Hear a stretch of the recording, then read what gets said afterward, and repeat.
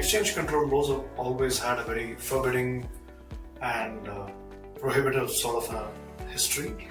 So back in 1973, that was a couple of years before I was born, I think, this legislation called FERA was introduced, which stood for Foreign Exchange Regulation Act. And some of you may be aware of this, but that is the law that preceded the current FEMA, which is the Foreign Exchange Management Act, which of course, as practicing lawyers and law students, you're all well aware of. So back in the FERA days, exchange control was a pretty scary business. I mean, it's scary even today in some cases because nobody, I think, wants to get into trouble under the FEMA even today. But it was even a bigger problem back in those days to have an issue relating to FERA, because the FERA, as the name suggests, was a lot more draconian and strict legislation with a very scary enforcement record.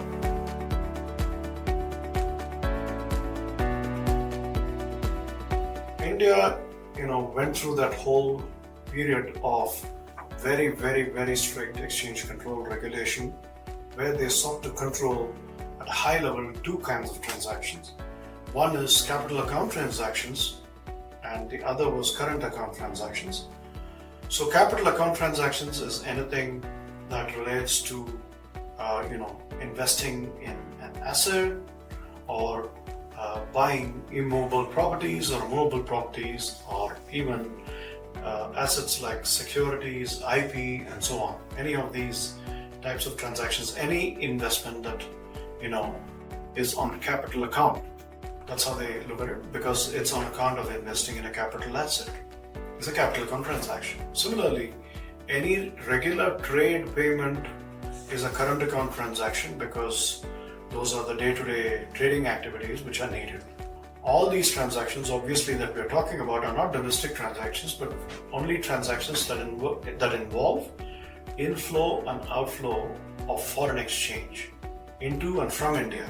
And that is the reason for the term exchange control, because by these laws, earlier the FERA and now the FEMA, the government and the Reserve Bank of India in particular regulate and govern and monitor the inflow and outflow of foreign exchange.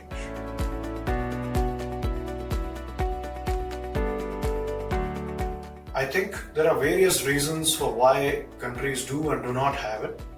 India's logic at that point of time was that they were very worried about inflow and easy flight out of capital from abroad, and they felt that the Indian economy, which was still in its supposedly nascent stages,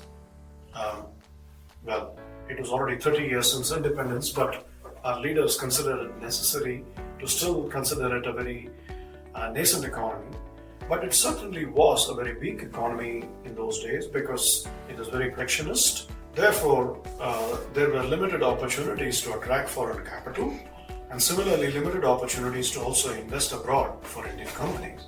So India remained a kind of cocooned environment where there were lots of restrictions for inflow and outflow of foreign exchange, and therefore, not just foreign investment, but also trade was curtailed on this account.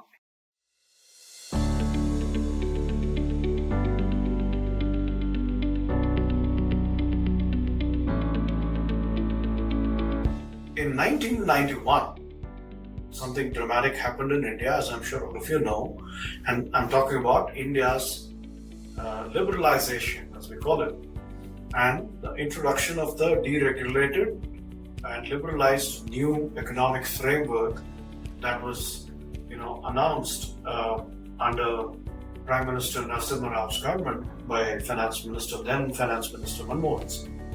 So these reforms were actually India's hand was forced to do those reforms because India was on the brink of a balance of payments crisis, which simply put means that we did not have enough foreign exchange to service our debt obligations in foreign exchange.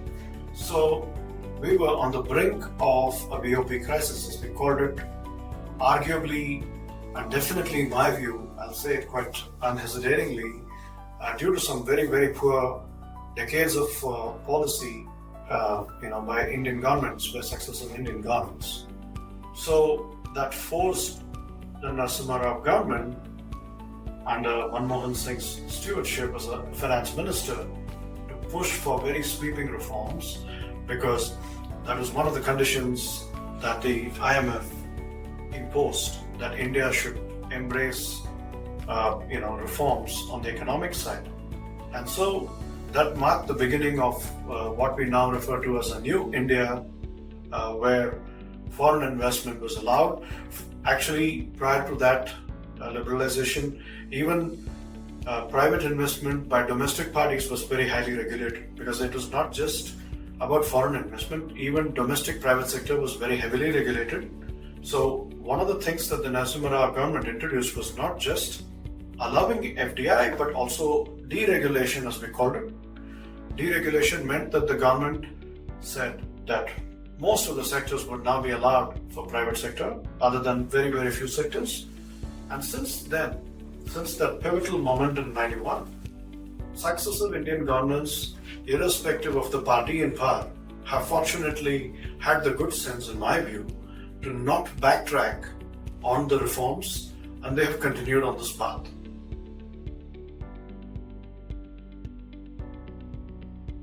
The exchange control has remained.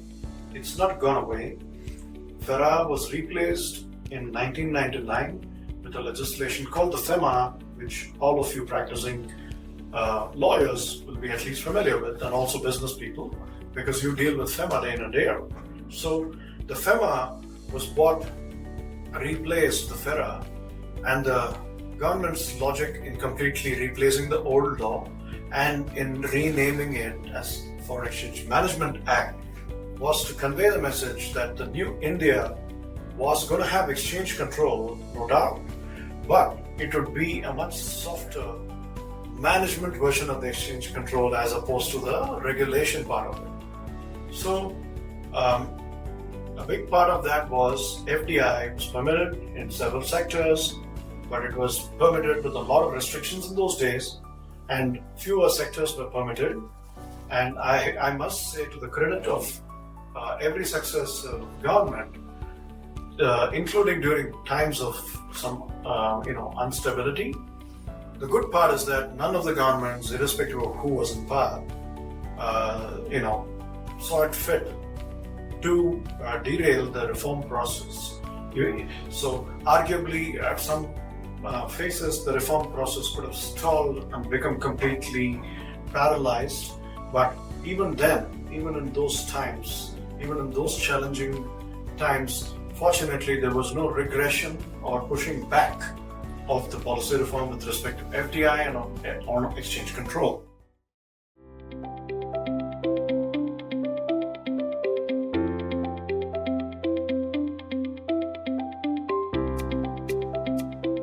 There are some of these, Asian economies, Singapore, other Southeast Asian countries like Indonesia, Thailand, and countries like South Korea, etc., have tremendously liberalized their economies, and they have seen the benefit of that. But the reason the Indian government and RBI have been reluctant to radically shift the position back in 99 when they replaced the FERA with the FEMA. And it's understandable, because you don't want to go from one extreme to the other without testing out how it plays out. So I think it was prudent. So yeah, in my view, while all these Asian economies that I talked about, they were tremendously successful. In 1997, when the Asian meltdown happened, it was largely these countries which had embraced complete lack of exchange controls. So the RBI therefore had a very good argument and logic behind in 99, not swaying entirely the other way and saying we don't need exchange control at all, right? So it did make sense. And also, let's not forget, India is a much, much larger country and a much larger economy with lives and livelihoods of several more people than all of Southeast Asia and South Korea put together. So it's not really prudent to compare their example with India's, because India's got a very diverse and very different economic landscape. So therefore, I don't disagree with the position taken that we will move from a FERA model to a FEMA model and transition to a more liberal but still some sort of regulated model. And I think that made complete sense, because they also had to see how the experience played out. I'm making the argument, folks, that we are today at that sort of a pivotal moment as we were in 1999 when they decided to scrap the FERA and replace it with FEMA. And I'm arguing that on the Silver Jubilee anniversary of FEMA, we should celebrate it by doing away with it, or at least by replacing it with a significantly watered down version of the same thing.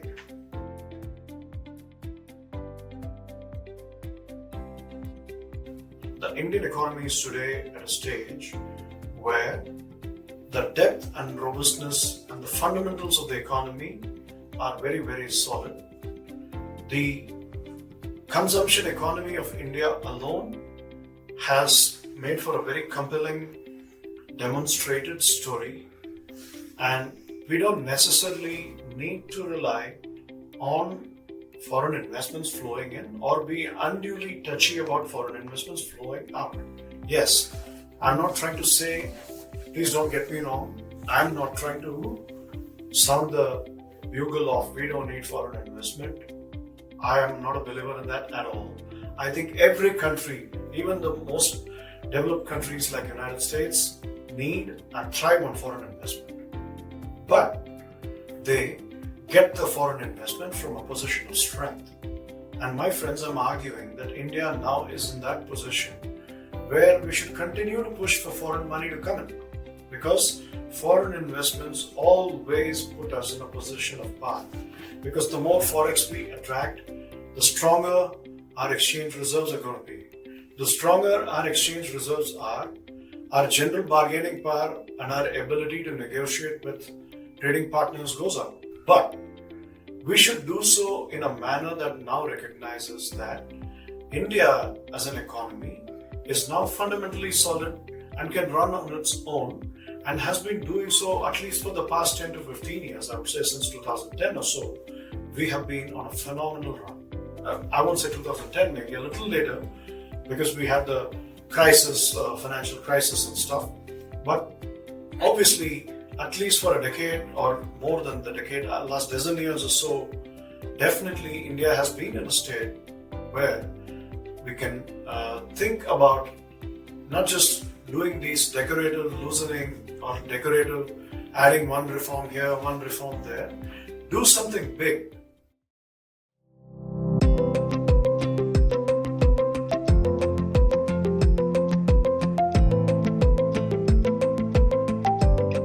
My call to the Modi government 3.0 is do something big, like radically overhauling the exchange control laws or even doing away with them.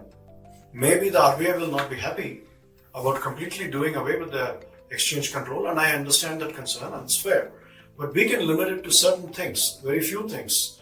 Just like we overhauled the FERA and replaced it with FEMA, now we need to go to what I will call Exchange Control 3.0 for India. So it's no coincidence that now Modi government 3.0 is at play. They should do Exchange Control 3.0 and look at a much more progressively freer economy. Yes, it does come with its own risks. There could be many people who would be concerned that if a 97 kind of event happens, as it happened in Southeast Asia, there could be economic crisis.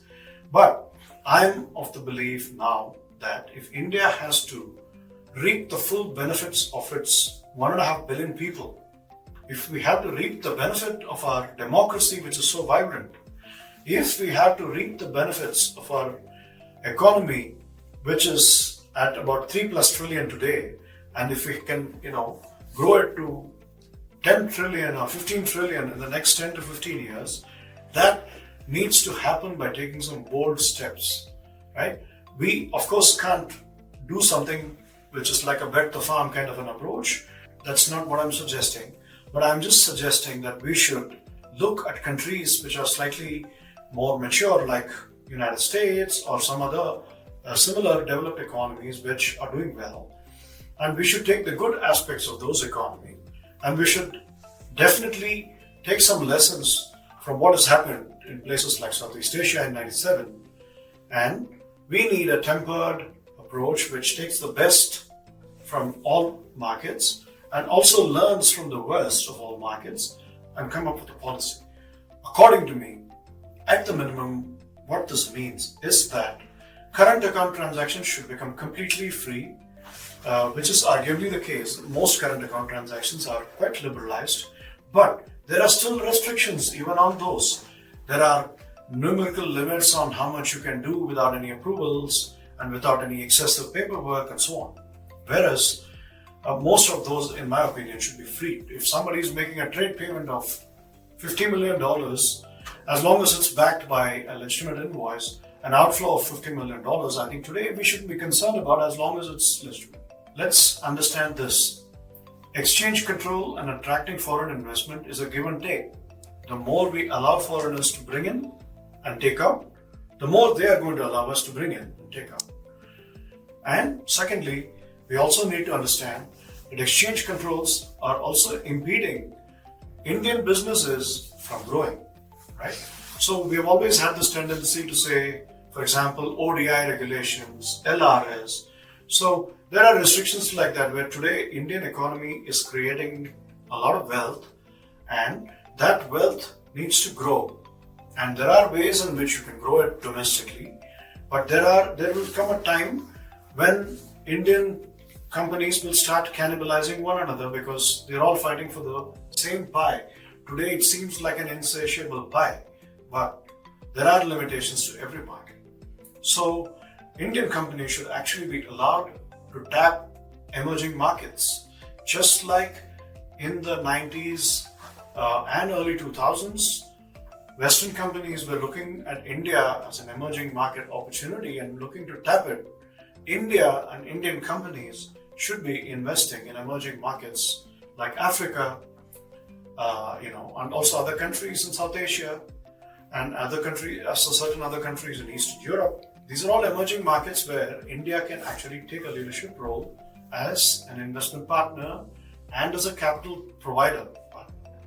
China has, for example, made tremendous strides in many of these markets much before India. But the big difference between India and China, and one thing that I'm proud of as an Indian, is that in India, our growth prospects and our economic policies are always tempered by the broader democratic process and the fact that we have a rule of law in place. Now, that therefore gives a lot of these emerging countries a much more comfort when it comes to Indian government or Indian companies than, say, with partners like China, because they have a different set of concerns about what could be the pound of flesh they will have to give. And I think India has a tremendous opportunity to therefore improve its soft power as well, in addition to its hard power, which is already happening in the international framework. Now, on the Silver Jubilee anniversary of FEMA, we need to celebrate it by doing something big, right? So those are the kind of reforms now that the Indian government should boldly enforce, in my view, because we are now entering the phase where we have an opportunity to push the Indian economy, which is already doing quite well despite global pockets of turbulence. The Indian economic opportunity is still fundamentally strong. So if we introduce the right measures now to both attract foreign investment by giving more opportunities for foreigners to come in, and equally by also permitting outbound investments with lesser restrictions or no restrictions, because even Indian companies need to become global. We want an Indian McDonald's that is in every country in the world. We want an Indian Starbucks. And it can only happen if the exchange control restrictions on ODI are completely taken away, in my view. So, this is what I would like to talk about. I would like to welcome your thoughts on what you all think. Do we have the appetite as a country to do this? Should we be doing this? Let's do this and celebrate the 25th anniversary of FEMA by completely overhauling and largely removing Indian exchange control laws.